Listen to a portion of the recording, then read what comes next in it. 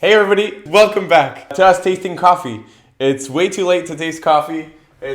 Machine's off, so that's a sign that we shouldn't be having a cupping, but we just did. And we're going to talk to you about the coffees we're having at the shop this month. You've seen it every month. We try and bring a new roaster in, trying to have you guys try a lot of really different things and find some really special coffees. This month's guest roaster is Untitled Coffee from the Netherlands.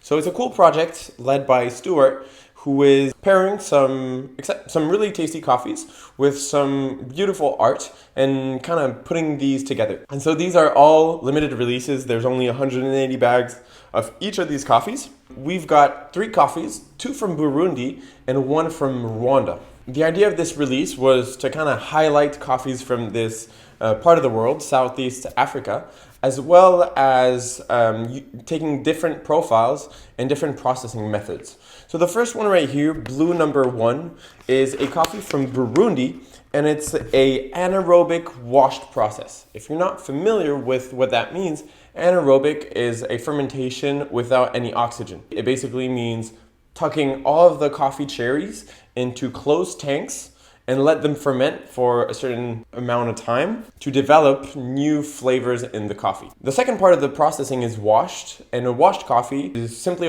a coffee that you've depulped and that you've washed over and over again with some fermentation in between, which usually yields a very juicy, high acidity, clean profile. So this is kind of mixed between heavy fermentation with a washed process, and it gives a really interesting coffee.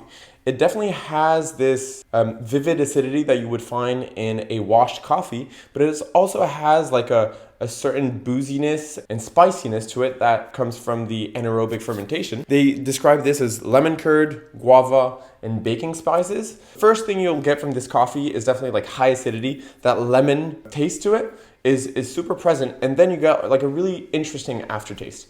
Number 2 is also from Burundi, but it's a different process. This one is a honey process, and if you're not familiar with that one, it basically means that you remove some of the cherry from the bean, and then you are going to dry that bean with some of the fruit still on it, and usually it gives you a very sweet profile with a very soft mouthfeel. Something really stood out to me was there was something more to it from a typical Burundi coffee. There was some sort of like yellow fruit, stone fruit sweetness to it that I really enjoyed. I looked at the package and it said nectarine, cherry cola, and velvety. I find those descriptors to be really on point. That velvety is definitely coming from the honey process. You get loads of sweetness. The mouthfeel is really soft. So that was my favorite at first. And today we did a new cupping right now.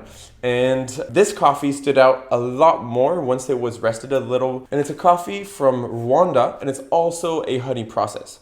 So it shares some of the qualities of that one in the sense that it's super sweet, really like mellow, soft body. To me, it was almost like whiskey. And so here it's described as peaches, butterscotch, heavy, hits all 3, super sweet, super pleasant.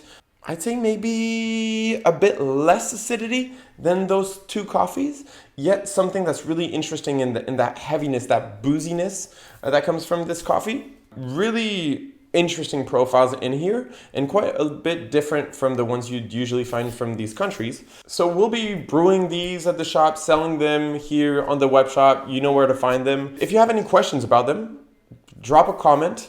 If you want to know more about the story behind Untitled Coffee, go to our IGTV. There's a live right there that we did with Stuart, the founder of Untitled, and we talked about this whole project and the story behind it. I'll see you next month for some more tasty coffee. Peace.